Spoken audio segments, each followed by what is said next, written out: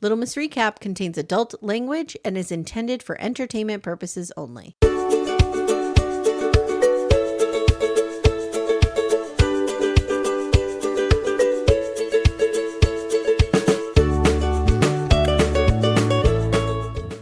Hello, everyone. Welcome to Little Miss Recap, the podcast where we marry our uncles, we marry our sisters, and our family tree is more of a wreath.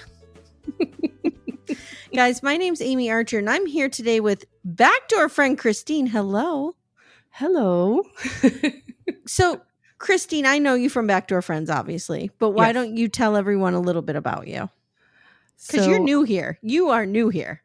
Yes, very new. I am new to podcasting. This is all new to me. First time I'm using a microphone like this. So, I'm from Miami, Florida. Born and raised, 39, going on 40 now. So elder millennial. Oh my God, you're so young compared to me. I'm a mom of a 6-year-old girl. And I love listening to all these podcasts. Little Miss Recap, of course. I'm a backdoor friend. We don't even need to name the others. No need. But I'm definitely a part of all these groups, and I love it. And I love House of the Dragon, so I'm happy to be here. Let me tell you something. I plucked your answer out, and I immediately messaged you and said, would you cover House of the Dragon with me? Based on your analysis of how the book had the blood and cheese episode different. Yeah. And then when I asked you, you were like, oh, I might have to reread I might have to rewatch everything. I'm like, oh shit, sorry. No, it's just a little context with Hot D, which is what I'll call House of the Dragon. Mm-hmm.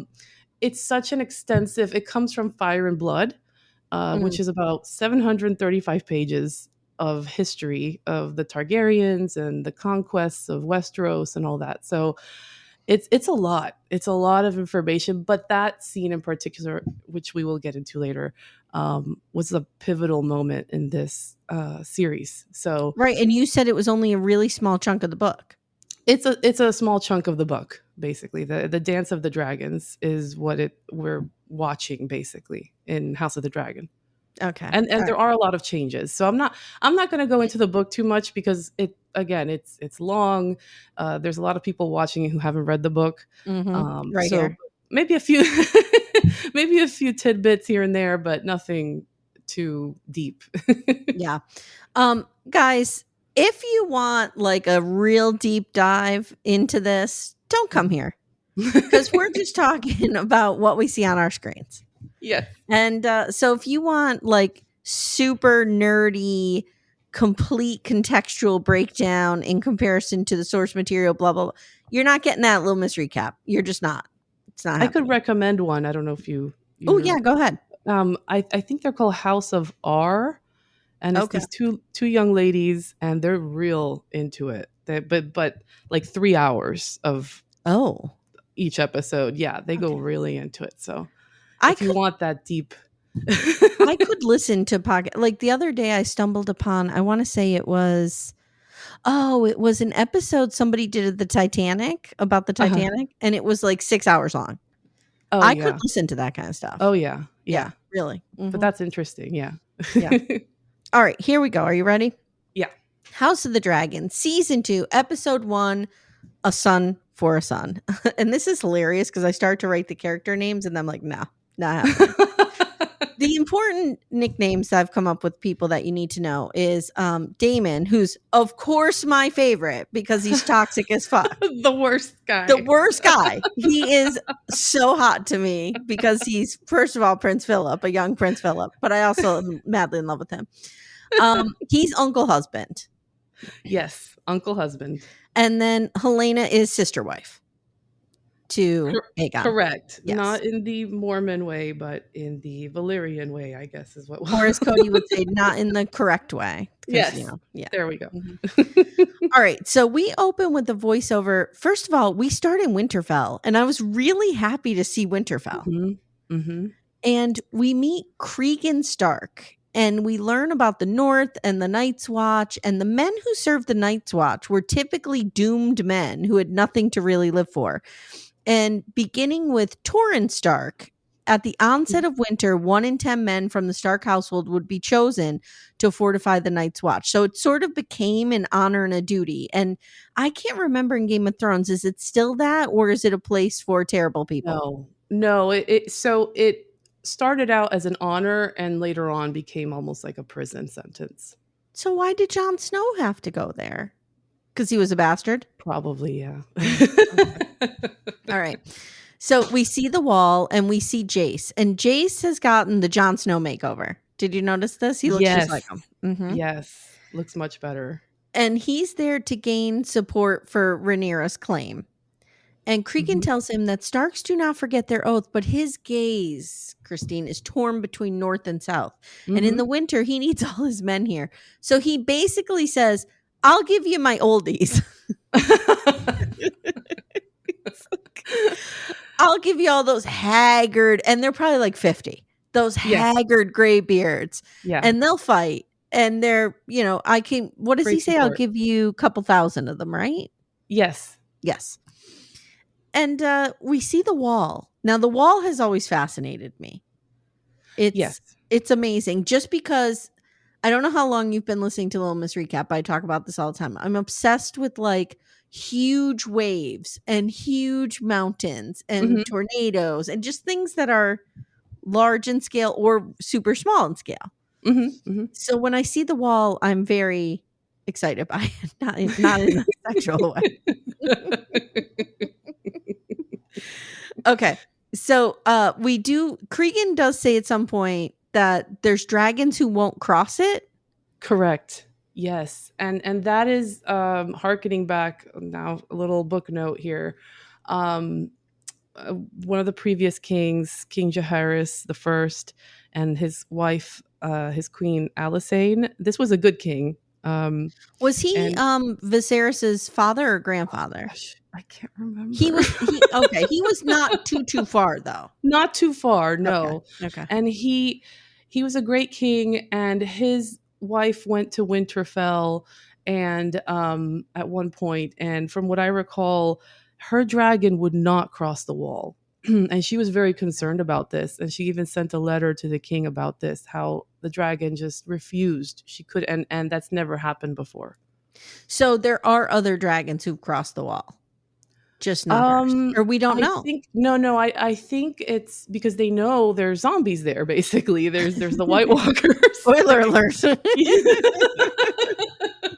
Basically, the cast of The Walking Dead is on the other side. Correct. They're just like, so just then, when they're pretty much sold on the idea of having an army of old people, a raven comes from Dragonstone, informing them of Luke's death. Yes. Yeah. So meanwhile, Uncle Husband is really pissed off about Luke, and he wants to kill Vhagar, who is Aemon's dragon. So I was rewatching season 1, and I forgot that they didn't know where Vhagar was. Right? He was just kind of floating around. Correct. Yeah. Okay. So he wants to kill Vhagar and her rider, making it a son for a son. And he tries to bring Rhaenys in, but she's like, look, dude, I'm tired. I've been patrolling She's hungry. everything, and I just can't deal with this shit. Like, you got to do this on your own. And Rhaenys... She's doing a lot of work. I mean, she's doing all the work. She's doing all the work. He's just bloodthirsty and he wants to get revenge. I'm here for it. She's cool. She's level-headed. She should have been queen. Let's be real here. She should have been the queen. She probably, a lot of this could have been avoided. Yes. So, yeah, go ahead. She tells Uncle Husband, we have to wait for Rhaenyra to return. So Rhaenyra is out looking for Luke's body. Yes. And she says, he says, Uncle Husband says, while a mother grieves, a queen shirks her duties. Terrible. And Rhaenys reminds him about Laena, his former wife, and her daughter, and says, I also lost a child and found out via Raven. I have so many questions about these ravens. How do they know who to go to? Like, I need to know this. What if you deliver, what if the message says your son is dead, okay? And they accidentally send it to somebody else? And you had no way, you couldn't hop on the Google and No. check if the Facebook page has been No, updated. you could not. No. No, you just have to assume. Yeah. It's kind of like the owls in Harry Potter, Yeah. It's all magic. Yeah, it's all magical. So she says, when I got news of Lena's death, I had to go see her remains in order to mourn her. And Rhaenys says, the queen is doing what she needs to do. Now, Uncle Husband, I'm going to ask you if you know what he's referring to here because I forget. He reminds her that she had a chance to burn Aegon's line to the ground. Is that when she interrupted on the dragon? Yes. And stood before them? Yeah, at the coronation.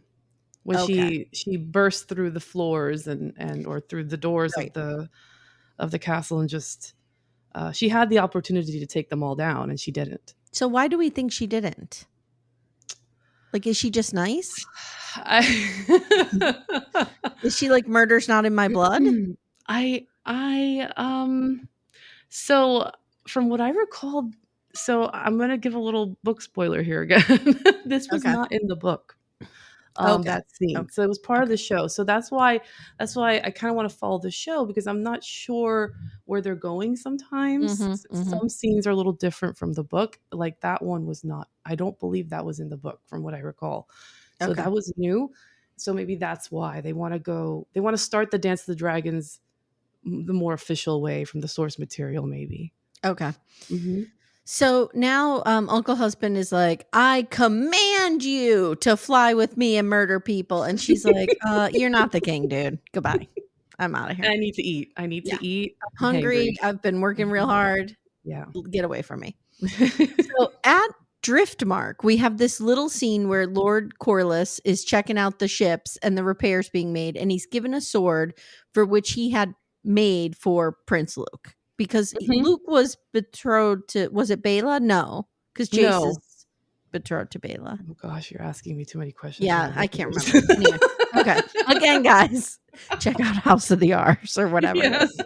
Or Axel's podcast. I'm sure they have a lot more facts than we do. Yeah. Okay. So, meanwhile, Rhaenyra finds what appears to be some kind of remain. I think it's a wing from the dragon. Yes. And she holds it in her arms and she sobs. And her dragon is like moaning for her, showing again like there is a connection, a psychic connection with the riders and the dragons. I thought that was a cool scene. And I loved when she's coming in and everybody's running. Go ahead. So the Targaryens, it's believed, have a blood magic.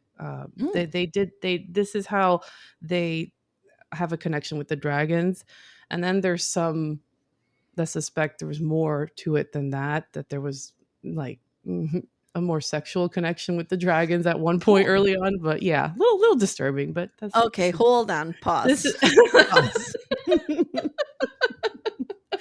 How do you have sex with the dragon? I don't know. When it's a baby, maybe? I have no idea. It's, just I've seen some weird shit in my day. This is weird. Yeah. We're in a weird area. As Jake would say, we're in a weird area. Let's move on. Yeah. Okay. Well, and don't some of the Valyrians have like the psychic vision too?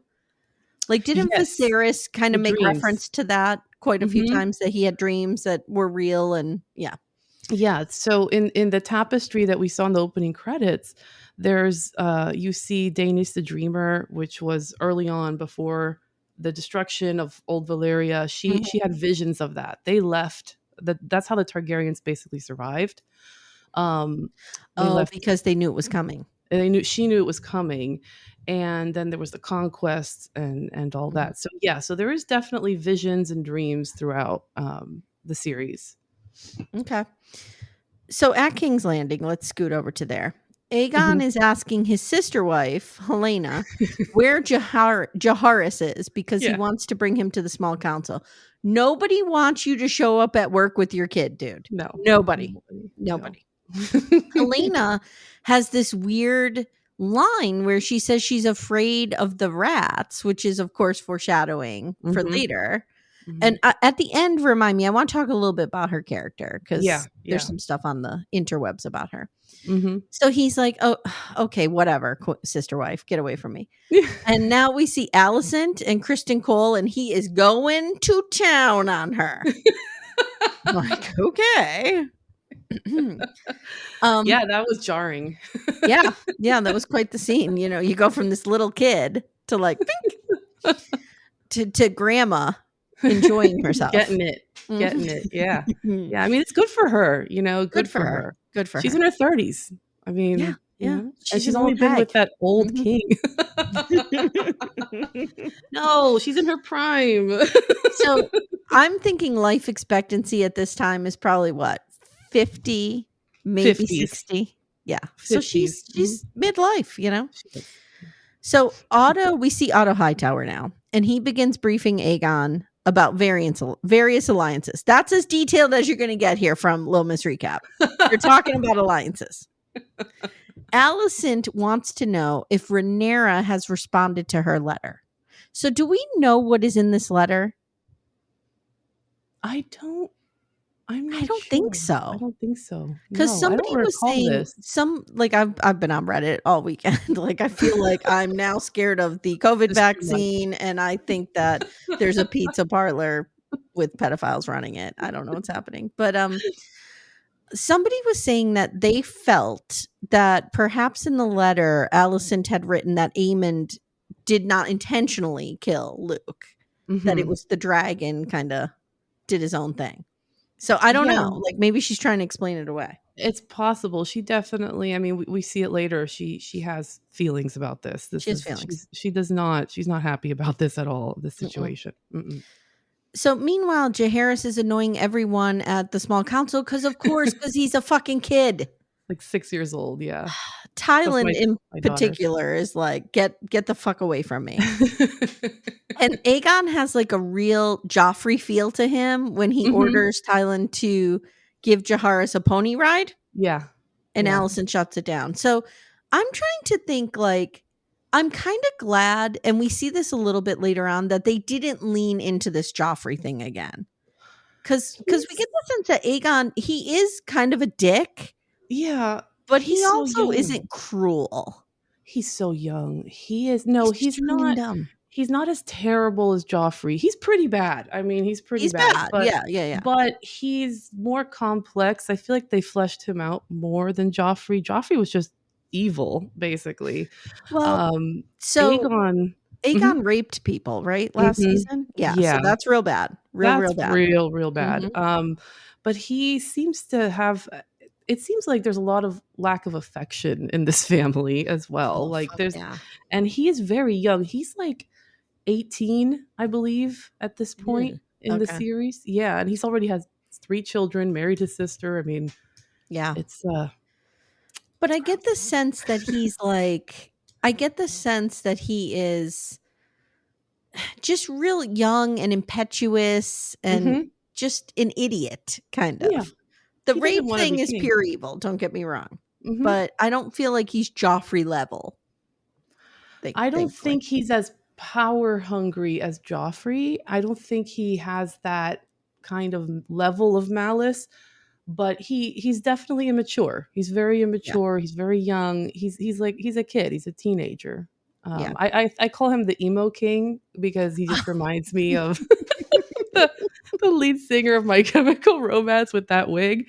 It kills me. He's the emo king. All right. The emo king.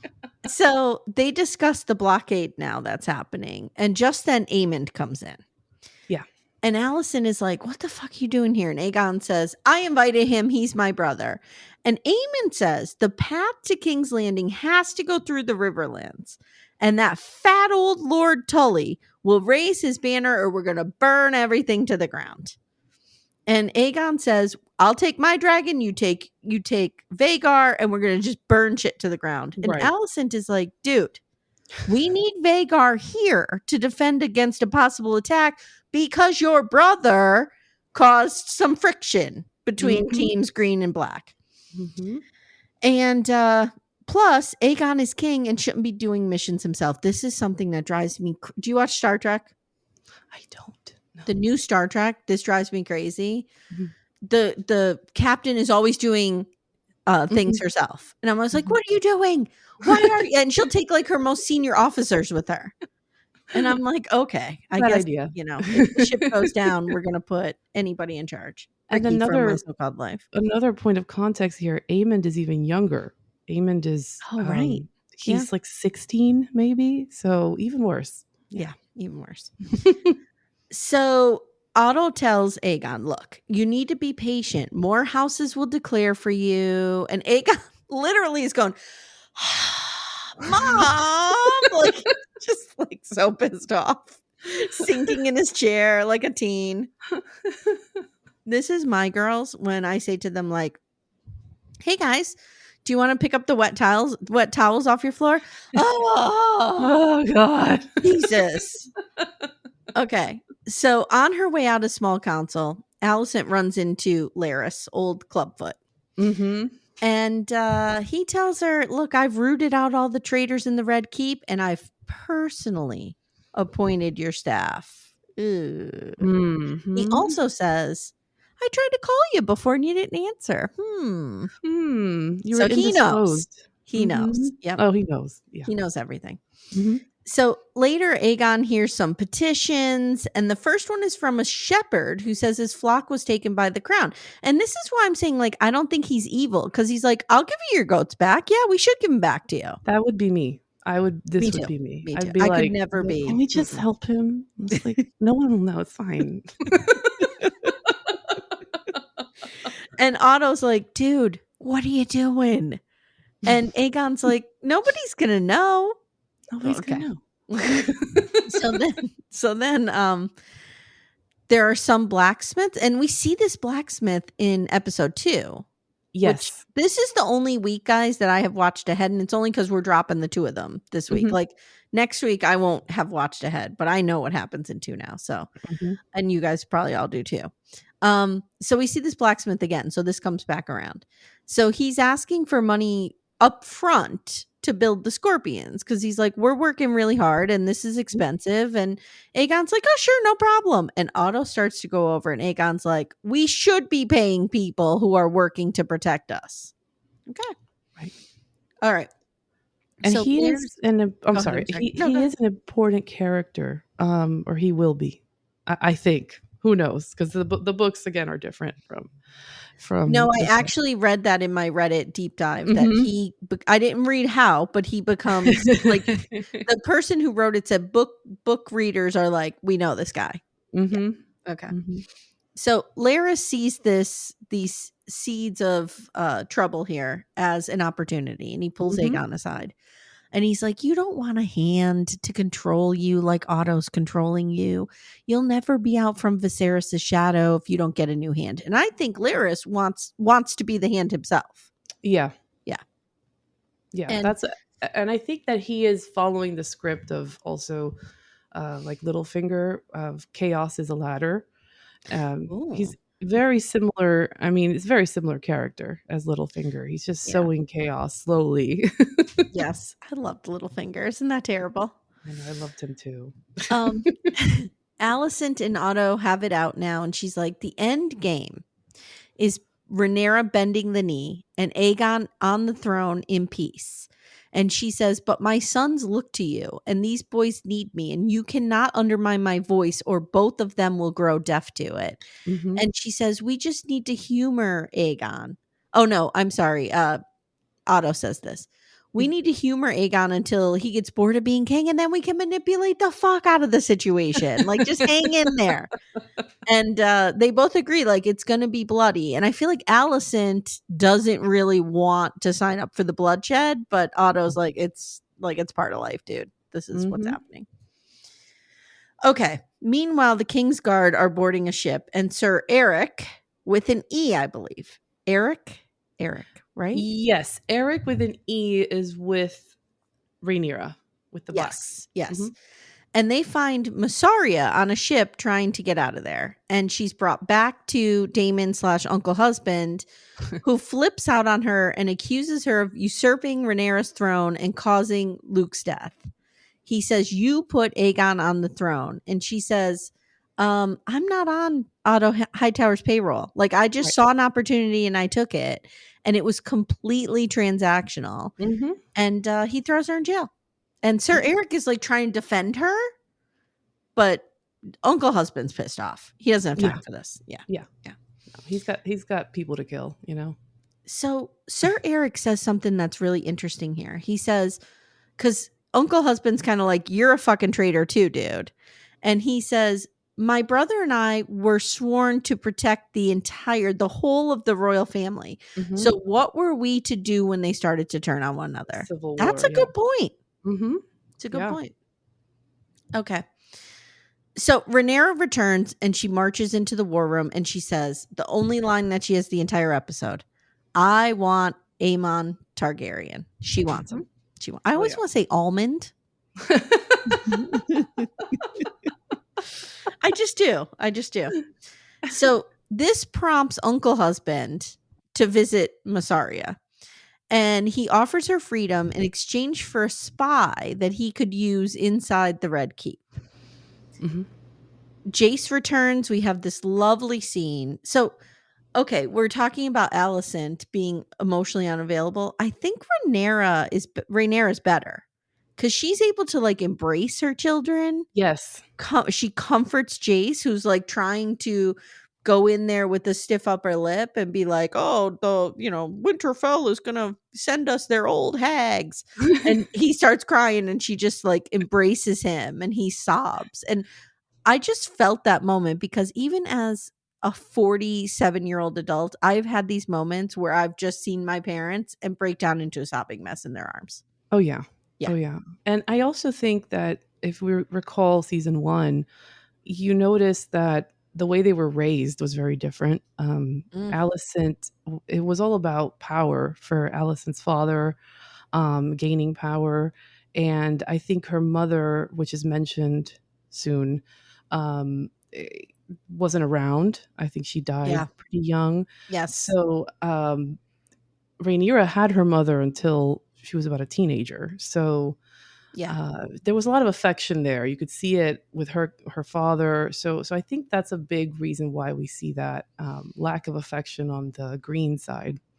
Yeah, that's a good point because as I was rewatching season 1, I had forgotten, I think it's in episode 2, when Otto basically tells Alicent, like, go to him. Go have sex with your king because it will further our cause. Ugh, yeah. Whereas, Viserys, like, he comes around to Rhaenyra. Like, he's, distant when the mother first dies, obviously. I mean, everybody's, hurt and stuff. But then he comes around to her. And they have a pretty good relationship. And even, all these people are putting pressure on him to change his, once Aegon's born, right, to change his declaration of heir. But he won't do it. He won't do it. He's going to stay true. Hey, everyone, stay tuned. Little Miss Recap will be right back after these words. So there's this beautiful scene now. They're juxtaposed scenes of Alicent in the chapel, and she's lighting candles, and she's lighting candles for her mother, and she's lighting a candle for Viserys, I believe. And then reluctantly she lights a candle for Luke. And that's juxtaposed with us seeing Luke's funeral pyre. Yeah. And they don't have a body, so they're like burning his clothes. And it's just really, I love that. I don't know what they call that place with all the candles burning all the time. And I think Baelor, the big dragon, is overlooking everything. Is it it's not the crypt. Is it the sept? Is it this? You mean where Alicent is? Yeah. I think it's the sept. Yeah, I think it's the sept. Of the seven. Because I know that's their religion, the faith of the seven. I was calling it the crypt. But the crypts were under Winterfell, remember? Yes. Okay. Very different. very, very different. So now we'll talk about the final scene. Okay. Blood and cheese. Here we go. Blood and cheese. Blood and cheese as it's referred to in the book, right? Yes. Like that's what book readers call it? Okay. Correct. Yeah. So blood, which if you have a nickname Blood, I mean, do people really expect great things out of you besides murder? I feel like everybody needs a buddy named Blood.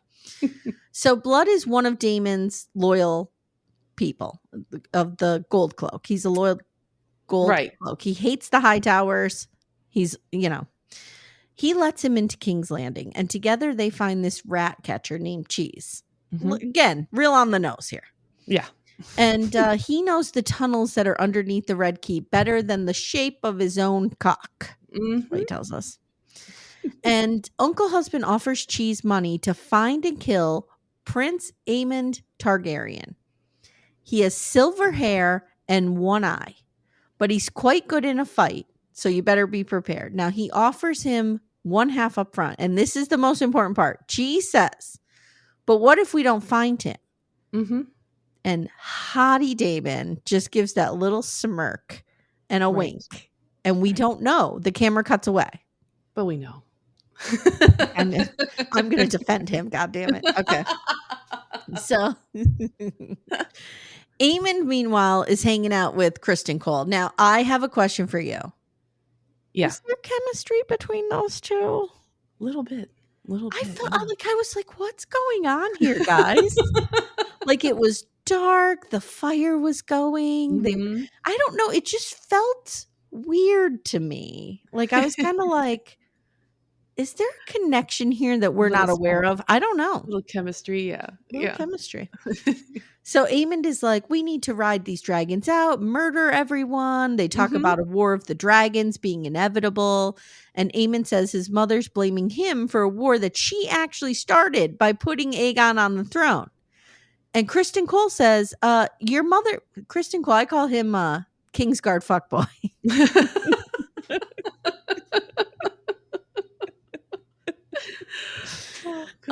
He goes, your mother was intoxicated for a long time by Rhaenyra. And her web of deception. Yes. Now Otto comes in and he's like, what are you two doing talking about shit without me here? I don't like this. And he sends Kingsguard fuckboy away. And he tells Aemond, like, you need to be patient, dude. What are you doing? So he's right. Meanwhile, Blood and Cheese are creeping around the castle, and they come across a drunk Aegon who is not happy that he was announced as Aegon the Magnanimous. I didn't like that either. That was weird. I didn't either. It was dumb. He's not magnanimous at all. So he's shit talking his whole family, basically. And he says, I should be one of his friends, one of his bros, says, you should be Aegon the Dragon Cock. And he's like, oh, yeah. Yeah, that's it. I would pay money to see that. So Cheese tries to back out now because he's like, oh, I forgot. I don't know how to get upstairs. Like, I got you into the Red Keep and I don't think I could go any further. And Blood throws him up right up against a wall. Because again, what's a guy nicknamed Blood going to do? He's going to make you bleed. So he's like, okay, I suddenly remember. It has suddenly come to me how to get upstairs. So they get upstairs and they eventually end up in the same room that Aemond was just in, but it's empty.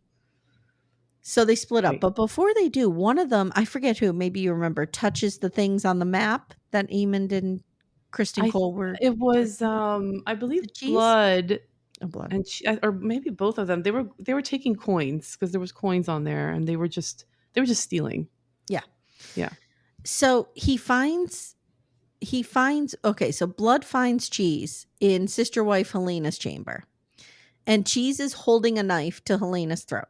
And Blood says, Daemon told us not to leave empty-handed. And if we couldn't find Aemon, to at least claim a son for a son. And Aegon's wife isn't a son, idiot.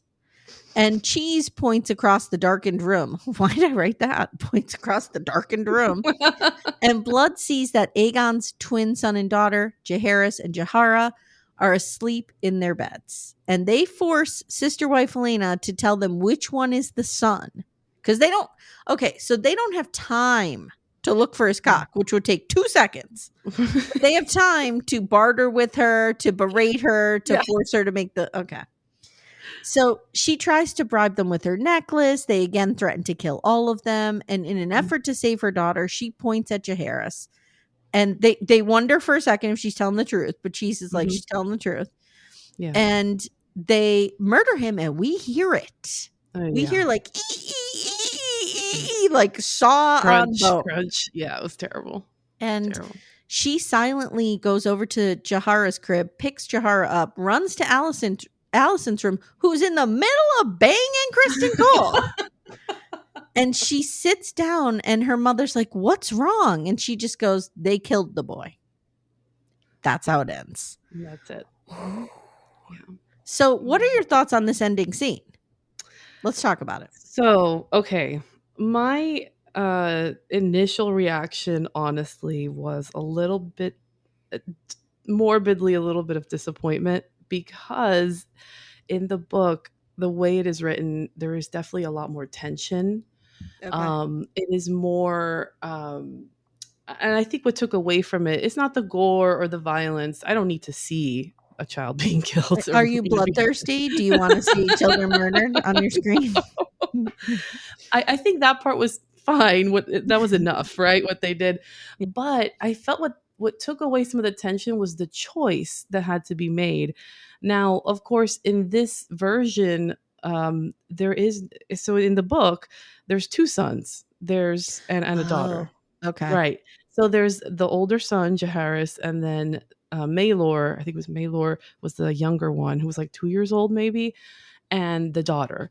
And in the book, they actually go to the queen dowager's quarters. They go to Alicent's quarters, and they kill her bedmaid, and they gag and bind up Alicent. Okay. Then they wait for Helena to come with the children to say goodnight, because that was the tradition every night. Okay. Right. So Okay. a little bit more planned out in the book what they were going to do.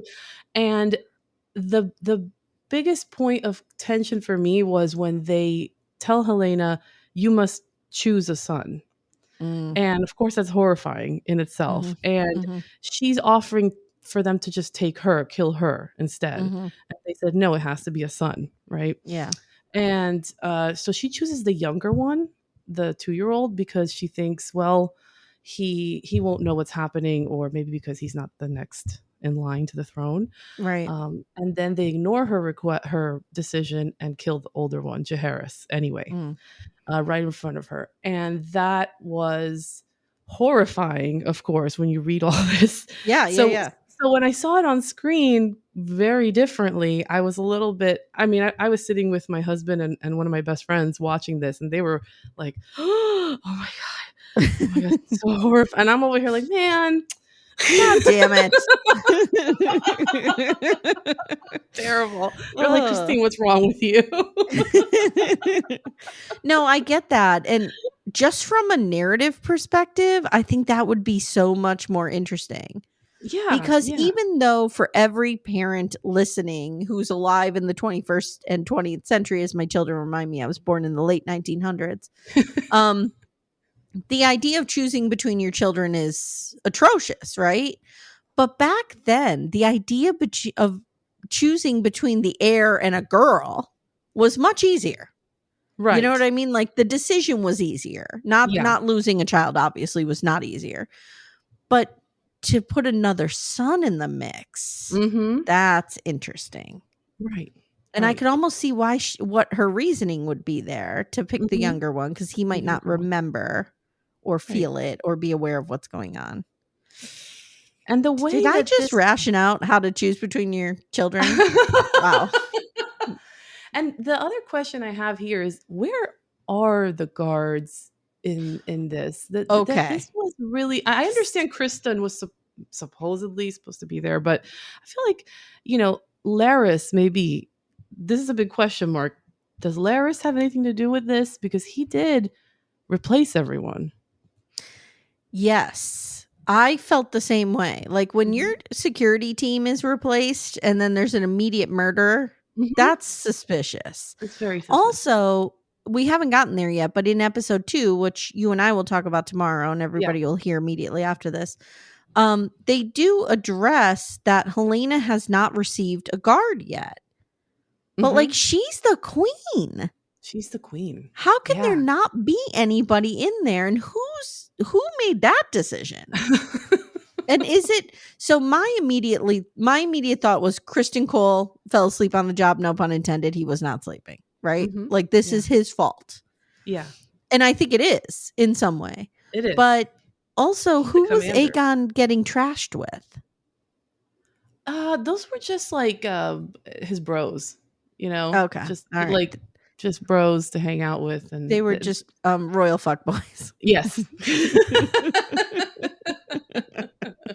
Because I'm just curious as to this is something the show does so well, right? It kind of it makes you question like duty and honor and whose duty is it to protect whom, and like is it his responsibility, was it Aegon's responsibility to make sure that his wife and children were protected, or is it Otto's, or is it Sir Kristen Cole's? Like, who makes that ultimate decision, and why did Helena Right. not have protection? I think it was Kristen Cole, because he's the Lord Commander of the Guard. Yeah, he's So the King Blood yeah. Fuckboy, or whatever I called him. Lord Commander Fuckboy. And then, so again, I just feel like there are machinations happening here. Like, if he didn't give Helena protection, why? Like, who told him not to? Why did that occur to him? Because don't forget, she is not only the queen, she's also Alicent's daughter and daughter-in-law. Yep. Yeah. So there's that whole thing. I don't know. I thought it was really interesting. And just this whole concept of having to choose between your children is so, like, it's every parent's worst nightmare, obviously. Horrifying. And it's so captures the theme of House of the Dragon, especially, which is it's always the children who are at war. It's always the children who are at danger. It's always the children. Yeah. Like, I think in Game of Thrones, we saw more of the adults playing at these games. Yeah. Whereas this has always been very kid focused, especially when you had the kids fighting in season 1. Oh yeah. Aemon losing the eye and such. So it's very interesting to me that the kids are now kind of coming of age and calling the shots, and yet now we have the next generation is in peril. Yeah. It's interesting. Yeah, that's interesting. And so, touching on Helena's character. Oh yeah, let's talk about her. So, I believe in the book she was not nearly as fleshed out. She's actually way more interesting in the series, in the show. I don't recall her being a seer in the book. So this is kind of, I think, unique to the show from what I recall. And I could be wrong. I could be wrong. It's been a few years since I read the whole book. Yeah. But that's so I wonder what part she plays now. She clearly has been completely destroyed by this, and I'm curious to see what they do with her moving forward. Me too. So there's a whole subreddit dedicated to the idea that she has autism spectrum disorder, that she's on the spectrum and has ASD. And I mean, I'm not a professional. I can't diagnose that. No, of course not. But a lot of other people are combating that theory and saying, first of all, that would never have been diagnosed at that time, obviously. Right. But second of all, they believe that she has some kind of visions, or that she is a seer. And so she's an HSP, and that's what is being confused here, because she's just, highly sensitive, kind of daydreamy, if you will, like not super focused, because she's kind of, I don't know, like she definitely saw I'm scared of the rats. Like that line's in there for a reason. Yeah. And she definitely saw something was going to happen. She also foretold things in the previous season as well. So what did she foretell? I forget. The beast beneath the boards. Oh, right. Yes. When the dragon came up, all that. There was also, I think, something with a spider. Now, this is me not remembering things from season 1. That's fine. I clearly don't remember anything. There's so much. It's a lot, guys. I am on episode, I think, 4 of season 1, so I am doing the rewatch. It's just taking a lot longer because here's what I thought. I thought I could put it on as background noise and play Cooking Fever, which is my obsession. Nope. You need to watch that shit. So I'm watching it, and it's hard to watch. I was watching the one with it was Aegon's second name day, and they were hunting for the boar, and my dog was going bananas because she goes crazy when anything's on TV. So, I'm getting there. I'm getting through. I'm going through. This makes me wonder also, watching all this, how George R.R. Martin lives. The author of all this. I often so wonder that about Stephen King. Like, what is your life like? Like, I love Stephen King. He's one of my favorite writers. And I'm like, dude, what is going on up there in Maine? Like, what's happening? Right. Like, is George R.R. Martin just kind of sitting around fantasizing about these words? First of all, he's got to have like a board to keep everything straight, right? Yeah, he has to. It's nuts. This is why I could never write fiction, because I can't do like the character diagrams and stuff. So much. It's incredible. The world building is incredible. It reminds me, of course, of like, Tolkien and these other worlds, that fantasy worlds built like from scratch, like out of nowhere. And it's he's still not done. He still hasn't, like Game of Thrones, that series. I feel like that's not happening. It's not going to happen. No. It's not. So is this book series done? This is a book. Yes. This is one. Yeah, this is one book. Just one book. It's done. But of course, anyone can go read it and get an idea of probably what's going to happen to the characters and all that. But it might change. There are several little things that happen throughout the first season and this season that are different for sure. I can't tell you how happy I am to be back in this world.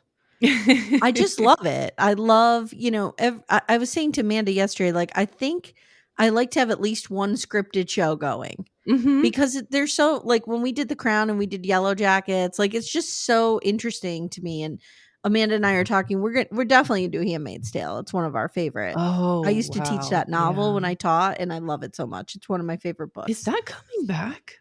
Yeah. Final season. Do we know when? I know this is totally off topic. No, like any day. Any day. So let me ask you this. Yeah.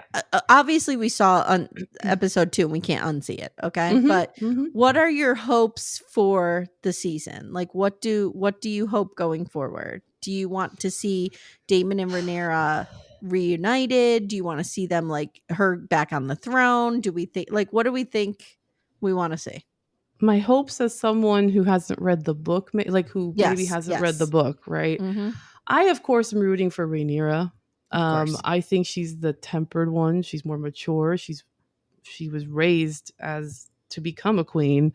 So, and the way it was just taken from her is, I think most people would agree was terrible, and underhanded. So I would love to see Rhaenyra back on the throne.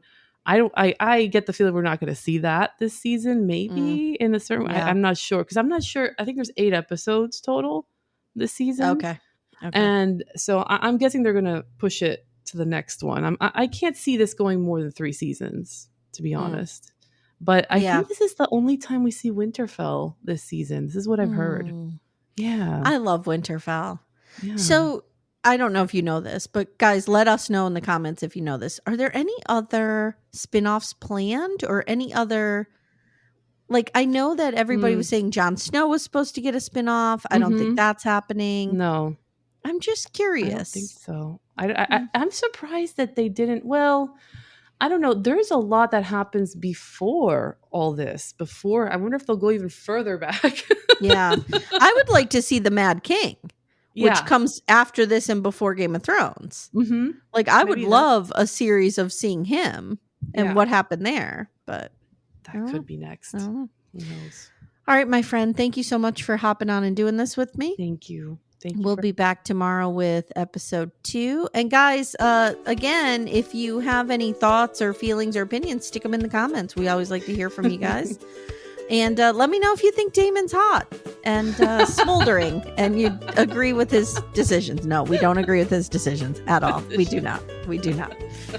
All right. If you haven't already, jump in our Facebook group, Backdoor Friends, and support the show by signing up for Patreon, Supercast, or Apple subscriptions. Follow us on Instagram, and that's it.